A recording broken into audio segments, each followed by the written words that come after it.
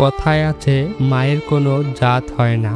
আজ পঞ্চগড়ের দেবগঞ্জ থেকে আমরা এমন একটি ঘটনা দেখাতে যাচ্ছি যা সত্যি আপনাকে অবাক করবে। আমি এখন অবস্থান করছি পঞ্চগড় জেলার দেবীগঞ্জ উপজেলার চিলাহাটি ইউনিয়নে। এখানেই ঘটেছে এই ব্যতিক্রমী ঘটনা, যা এখন এলাকা জুড়ে আলোচনার বিষয়। আপনারা দেখতে পাচ্ছেন একটি ছাগলের বাচ্চা দুধ পান করছে একটি মা কুকুরের কাছ থেকে। অবাক করা বিষয় হলো এই ছাগলের বাচ্চার নিজের মা রয়েছে, তারপরেও সে প্রায়ই চলে আসে এই মা কুকুরটির কাছে আর দুধ পান করে।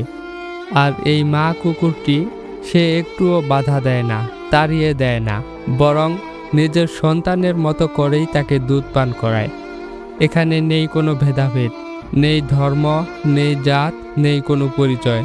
আছে শুধু মায়া, ভালোবাসা আর নিঃস্বার্থ স্নেহ।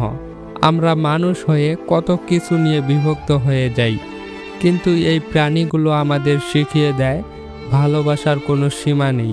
সৃষ্টিকর্তা মায়েদের এমনভাবেই তৈরি করেছেন যেখানে নিজের পরের কোনো হিসাব থাকে না। যে ভালোবাসায় কোনো শর্ত নেই, সেটাই আসল মায়ের ভালোবাসা। আর সত্যি, মায়ের কোনো জাত হয় না। দেবীগঞ্জের এই ছোট্ট ঘটনাটি আমাদের বড় একটি শিক্ষা দিয়ে যায়। মানুষ হয়ে আমরা অনেক সময় যা পারি না, প্রাণীরা তা করে দেখায় সহজেই। আপনার কি মনে হয়, মানুষের মাঝে কি এখনো এমন ভালোবাসা আছে? কমেন্টে আপনার মতামত জানান।